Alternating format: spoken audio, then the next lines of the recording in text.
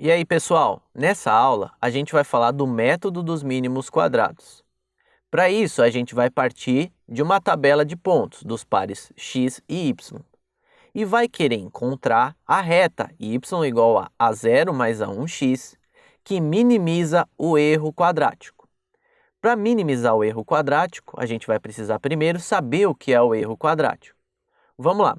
O erro quadrático tem esta relação aqui, que é basicamente a distância dos pontos da tabela, ou seja, os nossos y e i, até os valores calculados nessa função de aproximação linear, que é a0 mais a1xi, e isso tudo elevado ao quadrado, e somando para todos os pontos. Isso vai nos dar uma função dos parâmetros, a0 e a1.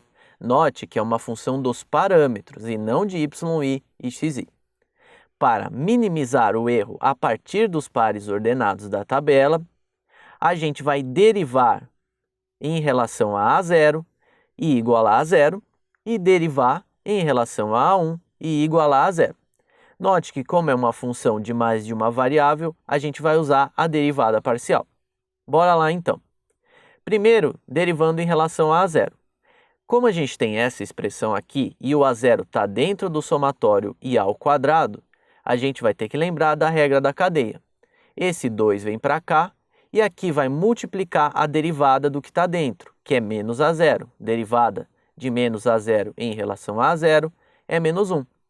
Bom, como a gente tem o somatório de várias coisas aqui, multiplicando, a gente vai separar os somatórios, ficando somatório de i igual a 0 até n de a0, mais somatório de a1xi igual ao somatório de yi. Note que esse yi fica positivo desse lado, porque é menos 1 vezes o somatório de yi à esquerda. Passando para cá, ele fica positivo. Da mesma forma, a gente vai fazer para o nosso a1, derivando parcialmente em relação a a1. Fica dessa forma, o 2 de novo, por causa desse 2 que estava elevando ao quadrado, e agora a derivada de a1, do que está dentro, vai ser menos xi, porque aqui a gente tem menos a1xi. Separando de novo os somatórios, a gente fica dessa forma aqui. Portanto, a gente tem essa equação e essa equação. Como tem que satisfazer as duas, a gente tem um sistema em função dos parâmetros a0 e a1 e dos somatórios, que podem ser tanto somatório de 1, somatório de xi, yi e combinação deles. Bom, como a gente tem um sistema linear, a gente pode pegar esse sistema e representar como um produto de matrizes, da seguinte forma. Somatório de i igual a 0 até n de 1 vezes 1, somatório de i igual a 0 até n de 1 vezes xi. Aqui, somatório de i igual a 0 até n de xi vezes 1. Aqui, i igual a 0 até n de xi vezes xi. E aqui, 1 vezes yi, xi vezes yi. Você repara que tem um padrão? A gente tem aqui 1 vezes 1, depois 1 vezes xi, 1 vezes yi. Aí embaixo, qual é a outra variável que a gente quer para a função linear?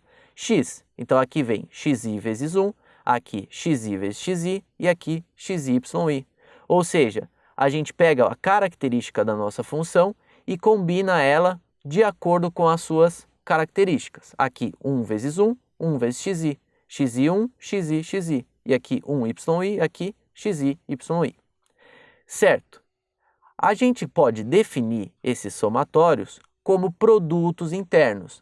Por quê? Porque esses somatórios aqui no domínio discreto vão definir para a gente um produto interno, já que eles satisfazem as condições de produto interno. Então, pegando essa relação que é genérica, que é dada pelos somatórios, a gente pode simplesmente substituir pela notação de produto interno, dessa forma aqui. Essa notação é importante porque ela é genérica. Olha só, a gente tem aqui 1 escalar 1, aqui 1 escalar x, aqui x escalar 1, x escalar x.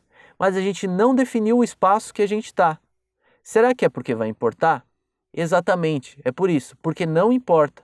Não importa o espaço que a gente esteja, o produto interno sempre vai ser dessa forma, formando o sistema dessa forma.